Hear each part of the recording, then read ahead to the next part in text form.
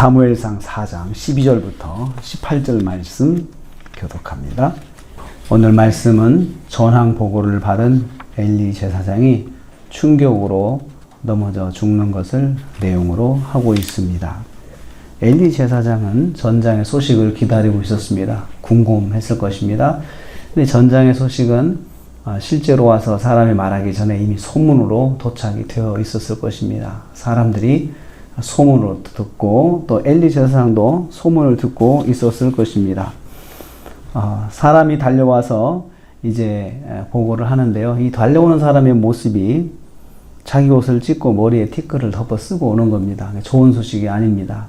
아주 비통하고도 애통한 소식이기 때문에 그렇습니다. 그리고 옷을 찢는다고 하는 것, 또 머리에 재를 뒤집어 쓴다고 하는 것은 이스라엘 백성들이 회개할 때, 정말 비통하게 회개할 때 하는 모습이거든요. 그런데 전장에서 달려오는 군인의 모습이 그런 모습이니 사람들이 볼 때도 이미 직감을 하고 있을 것입니다.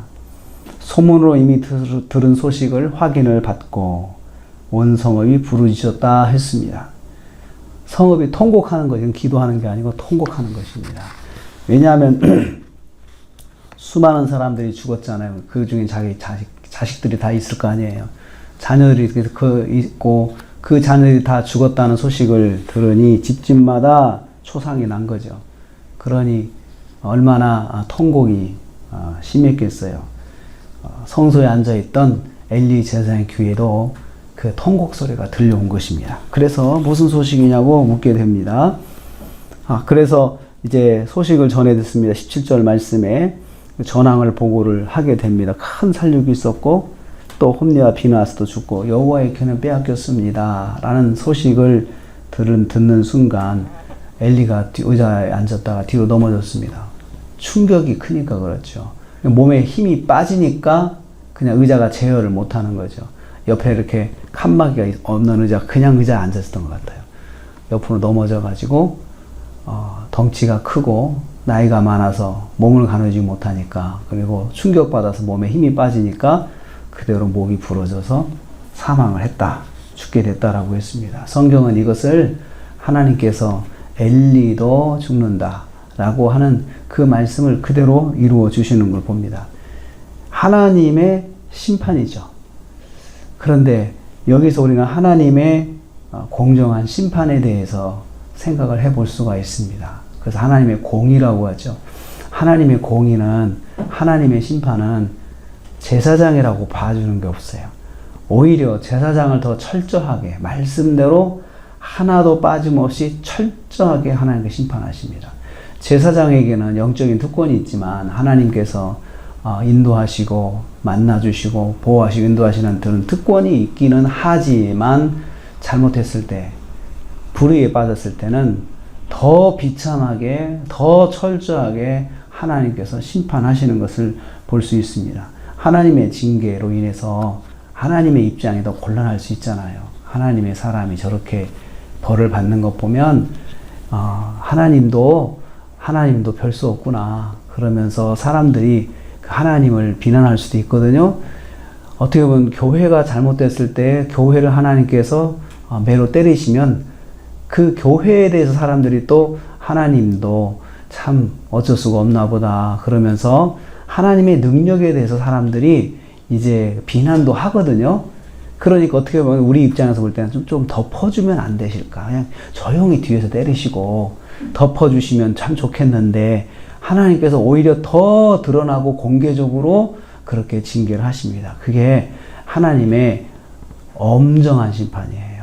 그걸 하나님의 공의라고도 합니다. 하나님의 공의는 하나님의 백성이라고 봐주는 게 아니에요. 물론 많이 참으시는데 봐주시는 거죠. 많이 참으세요.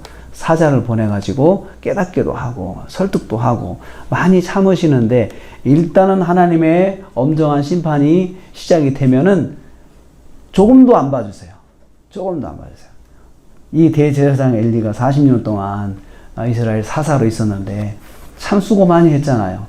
그 수고를 많이 해서 어떻게 노년에 좀 험한 일을 안 보게 해 주셔야 되는데 그 하나님에 대한 불의, 자식들의 불의에 대한 책임을 아버지가 짊어지는 것입니다. 물론 자식들도 전사를 했죠. 하나님은 엄정하게 심판하십니다. 제사장이라도 불의 가운데 살면 철저하게 심판하십니다. 그래서 우리 성도가 하나님께 징계를 받으면 더 험하게 받을 수가 있어요. 그리고 하나님께서 그것을 하나도 숨기지 않으시고 천하에 드러나가지고 부끄러움을 당하게 하시면서 하나님 자신도 사람들한테 부끄러운 그런 그 평판을 받게 될지라도 하나님 하십니다. 그래서 오늘 우리는 엄정한 하나님의 심판에 대해서 생각을 하게 되었습니다. 그래서 우리가 작은 말씀이라도 잘 들어야 돼요. 그리고 하나님께서 경고를 해주실 때는 빨리 엎드려야 됩니다. 경고하셨잖아요. 하나님께서 사무엘을 통해서 경고했는데 엘리 제사장이 그 경고를 듣고 옷을 찢고 죄를 뒤집어 쓰고 엎드렸다는 말이 없어요. 어떻게 된 일인지 제사장이 그렇게 하지 않는 거예요. 그것이 결국은 이제 비참한 결과를 맞이하게 된 것입니다. 하나님의 말씀은 하나도 땅에 떨어지지 않습니다. 말씀대로 이루시고 하나님의 심판은 엄정합니다. 그래서 우리는 하나님을 두려워해야 됩니다. 우리 자신이 하나님 말씀 앞에서 뭔가 잘못됐을 때는 정말 사람들 눈치가 아니고 하나님 보면서 두려워하고 엎드려야 돼요. 그리고 하나님 보면서 신앙생활을 하는 것이지 사람들의 반응이나 눈치가 그렇게 중요한 건 아닙니다. 하나님 어떻게 생각하실까? 이걸 항상 염두에 둬야 돼요.